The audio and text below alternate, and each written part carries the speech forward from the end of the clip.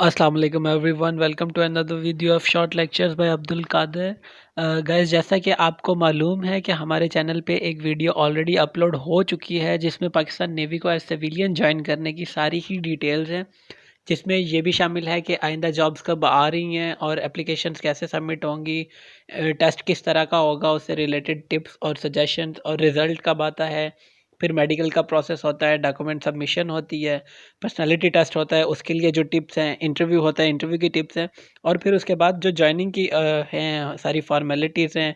बाद में अगर कोई ट्रांसफ़र करवाना चाहता है, मेडिकल की फैसिलिटी मिलती है, ऑफ़िस टाइमिंग क्या होती है, नेचर ऑफ़ जॉब क्या होती है, और उसके अलावा पे किस तरह होती है और अकोमोडेशन मिलती है या नहीं मिलती। ये सारी डिटेल के ऊपर एक बहुत ही जो डिटेल के साथ एक वीडियो बना के अपलोड की जा चुकी है, उसका लिंक ऊपर आपको आई बटन में मिल जाएगा। लेकिन आज ये वाली जो वीडियो है इसमें हम पूरी डिटेल को नहीं, अगर आप पूरी डिटेल जानना चाहते हैं तो वो आई बटन से आप वीडियो को अप्रोच कर सकते हैं। लेकिन जैसा कि आपको इसके सब्जेक्ट में, इसके टाइटल में, वीडियो के टाइटल में नज़र आ रहा है कि हम पूरी डिटेल नहीं बल्कि एक ख़ास पहलू को डिस्कस करेंगे, जैसे स्क्रीन पे जो कि टॉपिक आपको नज़र आ रहा है।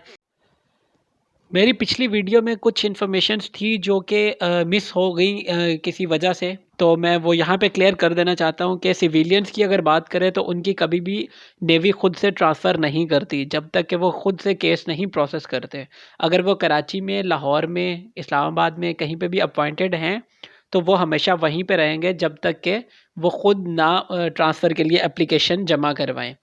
और दूसरा जो सेलर्स का बैच 8 2020 है, उनकी बहुत ज़्यादा क्यूरीज आ रही थी कि कब रिज़ल्ट आ रहा है। तो अगर सारी चीज़ें स्ट्रीमलाइन होती, कोरोना का इशू ना होता, तो जून में उनकी जॉइनिंग हो चुकी होती। लेकिन मैं आपको क्लियर कर दूं, किसी को अभी तक कोई इन्फॉर्मेशन नहीं है कि कब रिज़ल्ट आएगा। तो सारी इन्फॉर्मेशन, सारे प्रोसेसेस कोरोना तक रुके हुए हैं। कोरोना के बाद ही सारे मेरिट लिस्ट और सारे जो भी रिज़ल्ट हैं वो आएँगे। और जो ब्रेवो 2020 की टेक्निकल वालों की, मेरीन वालों की थी, वो मार्च अप्रैल में एडवर्टाइज़मेंट आनी थी, लेकिन वो भी हालात की वजह से वो आपके सामने है। और जो चार्ली है वो इंशाल्लाह अगस्त सितंबर में आएगा। सी 2020 वो नॉन टेक्निकल वालों का होगा, नायब खतीब, डीएई और मेरीन वालों का। तो वो इंशाल्लाह हालात बेहतर हो जाएंगे और अगस्त सितंबर में उसकी ऐड भी आ जाएगी। और दूसरा जो सिविलियन की जो फाइनल मेरिट लिस्ट है, वो मैं आपको क्लियर कर दूं, वो लिस्ट कहीं पे नहीं लगती। जो लोग सिलेक्ट होते हैं, जिनका इंटरव्यू क्लियर हो जाता है, तो उन लोगों को कॉल कर दी जाती है। जो सिलेक्ट नहीं हो पाते उनको कॉल करके भी नहीं इन्फॉर्म किया जाता। तो इसके लिए बेहतर यही है कि जब आप इंटरव्यू देने के लिए जाएं तो बाकी जितने भी लोग आपके साथ इंटरव्यू दे रहे हैं उनके साथ आप मोबाइल नंबर्स अपने एक्सचेंज करके एक व्हाट्सएप ग्रुप बना लें, ताकि जब भी अगर किसी को भी इंटरव्यू की कॉल आती है तो एटलीस्ट बाकी सबको पता चल जाए कि कॉल्स आ चुकी हैं, अगर आनी होती तो।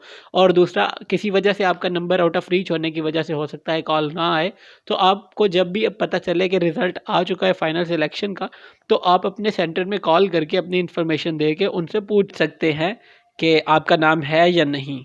तो आपका वक्त ज़ाया किए बगैर हम वीडियो की तरफ चलते हैं। लेकिन एक रिक्वेस्ट है कि अगर आपने हमारा चैनल सब्सक्राइब नहीं किया तो जल्दी से जल्दी उसे सब्सक्राइब कर ले, ताकि आइंदा अगर हम कोई वीडियो अपलोड करें तो आपकी हेल्प हो सके।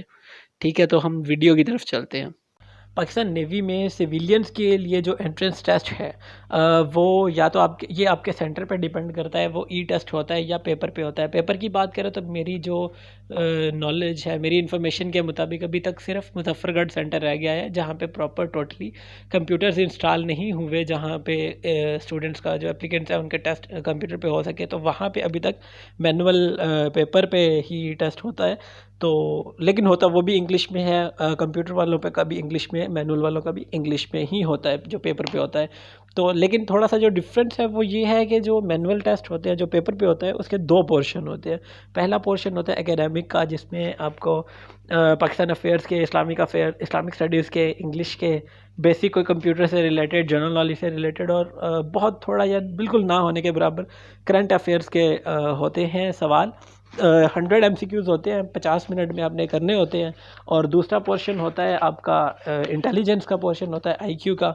उसमें एनालिटिकल क्वेश्चंस होते हैं, 75 क्वेश्चंस होते हैं।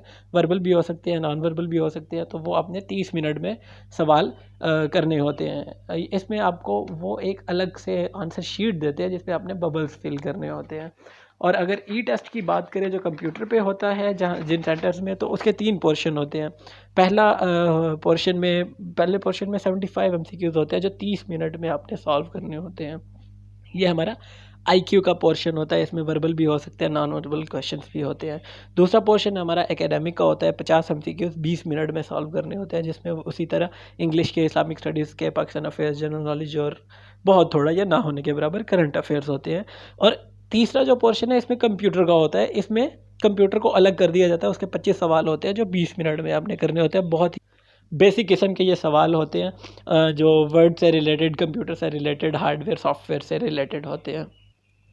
चाहे आपका टेस्ट कंप्यूटर पे हो या मैनुअली पेपर पे हो, उसमें ये चीज़ आपको जहन में रखने की ज़रूरत है कि आपके पास हर सवाल के लिए ऑन एवरेज ऑलमोस्ट 25 से 30 सेकंड का टाइम होता है, जिसमें आपने सोच के आंसर को अटेम्प्ट करना होता है। तो चूँकि इसमें नेगेटिव मार्किंग नहीं होती, तो सबसे ज़्यादा आप ये कोशिश करें कि आपका कोई सवाल भी मिस नहीं होना चाहिए। तो ऐसे में टाइम मैनेजमेंट ही सबसे बड़ा आपके पास हथियार होगा कि आप किसी एक सवाल में अटक के नहीं बैठ जाना।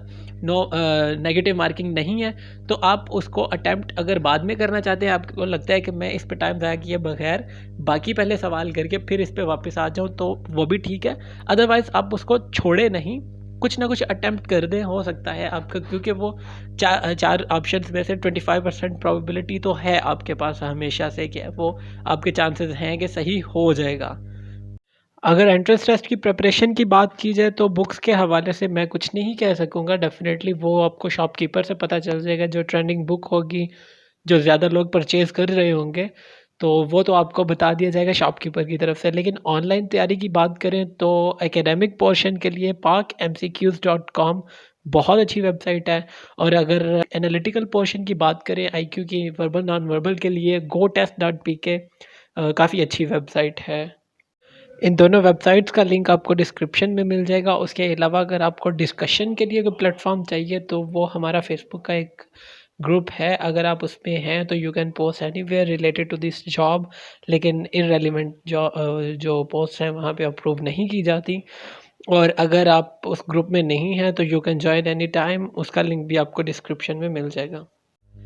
एंट्रेंस टेस्ट के रिज़ल्ट की बात करें तो इसमें काफ़ी ज़्यादा कन्फ्यूजन स्टूडेंट्स में पैदा हो जाती है, क्योंकि वो लोग ये समझते हैं कि हमने तो भाई ऑनलाइन जो कंप्यूटर पे टेस्ट दिया था और तब उनको शो कर दिया जाता है कि आप पास हैं। और लेकिन जब फाइनली रिज़ल्ट आता है ऑलमोस्ट 25 से 30 दिन बाद, तो उसमें वो उनको best of luck next time लिखा हुआ होता है कि वो क्वालिफाई नहीं कर पाते। तो इसकी क्या रीज़न है, और उसमें काफ़ी ज़्यादा वो शदीद गुस्से में होते हैं। तो उसकी सिंपल सी ये रीज़न है कि जो उनको रिज़ल्ट का जो फ़ॉरेन टेस्ट का जो रिज़ल्ट दिया जाता है कि आप पास हैं, वो एक लिमिट लगाई होती है, एक थ्रेशोल्ड होता है कि जी 40% पे आपने क्वालिफाई करना है नेक्स्ट आपने लाइन में आने के लिए, इससे नीचे किसी सूरत आप पास नहीं हो सकते। तो वो फर्स्ट थ्रेशोल्ड होता है, वो आप क्वालिफाई कर चुके होते हैं तो आपको पास शो कर दिया जाता है। फिर जो 20 दिन बाद, 25 दिन बाद रिज़ल्ट आता है, वो फाइनल रिज़ल्ट आता है, जिसमें वो पूरे तमाम सेंटर से जो ई टेस्ट हुए थे या जो मैनुअल टेस्ट हुए थे उनका रिज़ल्ट कलेक्ट करके सीट्स के अकॉर्डिंग जो फाइनल मेरिट बनता है, उनमें जो 5 लोग या 10 लोग एक सीट के अकॉर्डिंग वो सिलेक्ट करके जो फाइनल मेरिट बनता है, उस पे आप आए या नहीं आए, उसका एक्चुअल रिज़ल्ट वो 20 या 25 दिन बाद आपको शो करते हैं। गाइज़ ये थी आज की वीडियो, इसमें थोड़ी सी डिटेल आपको एक स्पेसिफिक पॉइंट के बारे में करके बताई गई है। तो अगर आपको पूरी डिटेल्ड इन्फॉर्मेशन, पूरी सारी की सारी कंप्लीट वीडियो चाहिए तो आपको यहाँ पे उसका लिंक मिल जाएगा, तो आप वहाँ पे जाके देख सकते हैं। अगर आपको ये वीडियो पसंद आई है तो लाइक करें, अपने फ्रेंड्स के साथ शेयर करें और इस चैनल को प्लीज़ सब्सक्राइब करें। थैंक यू सो मच, अपना ख्याल रखिएगा। अल्लाह हाफिज़।